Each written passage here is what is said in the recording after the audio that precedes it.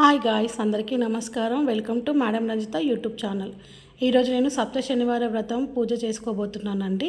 ఎలా చేసుకున్నానో ఈ వీడియోలో చూసేయండి. మనం సప్త శనివార వ్రత పూజ చేసుకునేటప్పుడు ముందుగా మనకు పిండి దీపాలు కావాలండి. పిండి దీపాలు చేసుకోవాలంటే మనకు ఒక 7 దీపాలు చేసుకోవాలి కాబట్టి 7 దీపాలకు సరిపడా బియ్యం పిండిని తీసుకుందాం. అందులో ఒక స్పూన్ నెయ్యి వేసుకోవాలి. అలాగే కొంచెం బెల్లం తీసుకోవాలి. బెల్లం పూర్తిగా స్మాష్ చేసి అలా వేసేసి కావాల్సినన్ని పాలు పోసుకొని చపాతీ పిండిలా తడుపుకోవాలండి.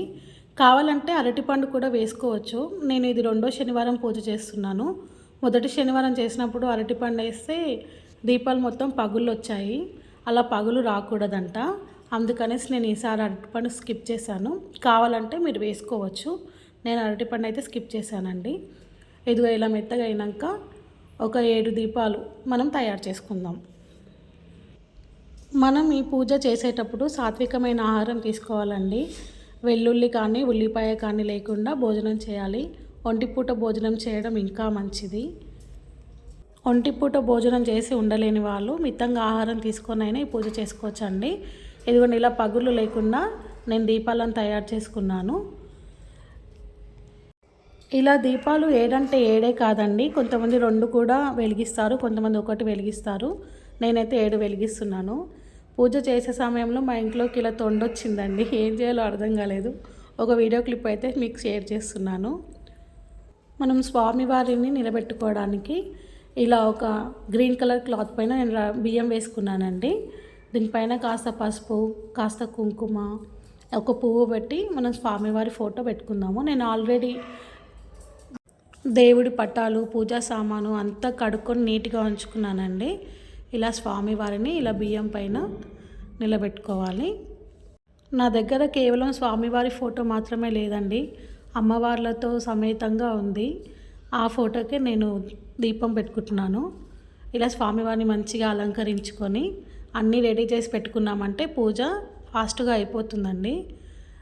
అలాగే పసుపు గణపతిని ముందుగానే మనం తయారు చేసుకొని ఉంచాలి.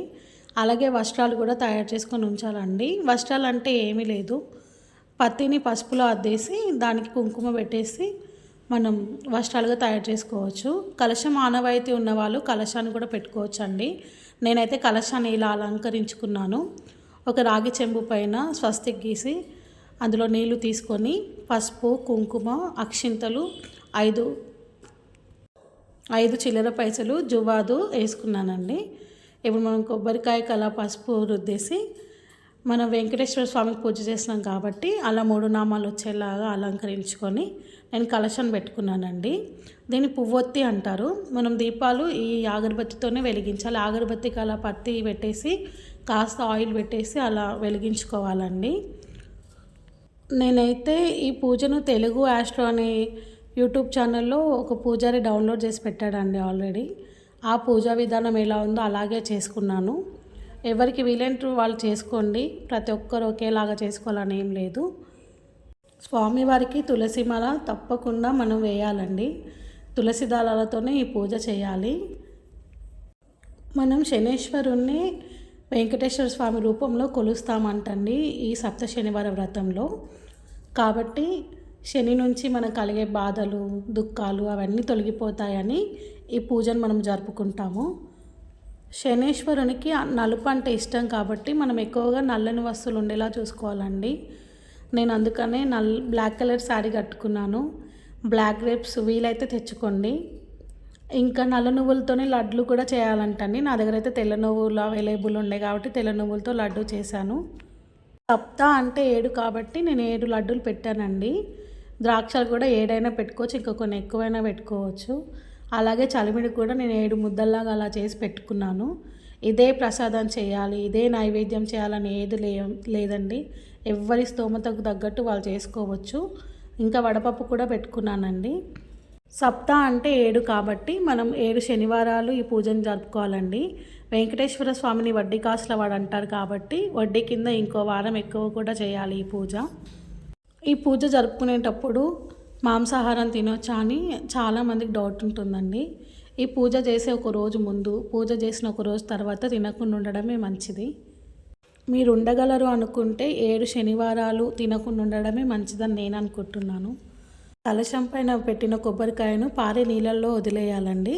లేదంటే ఆ కొబ్బరికాయను తెల్లారి పగలగొట్టుకొని ఇంటందరికీ ఇంటి పక్కల వాళ్ళకు కూడా మనం ప్రసాదంగా పంచవచ్చు. ఒకరిని చూసి ఒకరు ఈ పూజను చేస్తున్నారు, యూట్యూబ్ ఛానల్ కోసం చేస్తున్నారని అనుకోకండి. ఈ పూజ గతంలో చాలా ప్రాచుర్యంలో ఉండేదంట.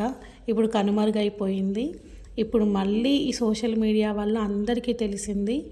ఒకరిని చూసి ఒకరు చెడు నేర్చుకుంటే తప్పు, కానీ ఒకరిని చూసి ఒకరు మంచి నేర్చుకొని భక్తి మార్గంలో నడవడంలో ఎలాంటి తప్పు లేదు కదండి. అందుకే వీలైన ప్రతి వాళ్ళు ఈ పూజను జరుపుకోండి. 7 శనివారాలు పూర్తవ్వకముందే మన కోరిక తీరుస్తాడంట స్వామి. అంత శక్తివంతమైన వ్రతం. తప్పకుండా అందరూ జరుపుకోండి. మన భక్తి శృతి మించి ఒకరిని ఇబ్బంది పెట్టకుండా ఉండి మనం దేవుడికి దగ్గరగా ఉంటే అదే నిజమైన భక్తి అండి. వీడియో మీకు నచ్చితే, మీకు అంత ఇన్ఫర్మేషన్ ఇచ్చాను అనుకుంటే ప్లీజ్ అండి నా ఛానల్ని లైక్ చేయండి, షేర్ చేయండి, సబ్స్క్రైబ్ చేయండి. ఇదే నా మొదటి వీడియో. Please like, share.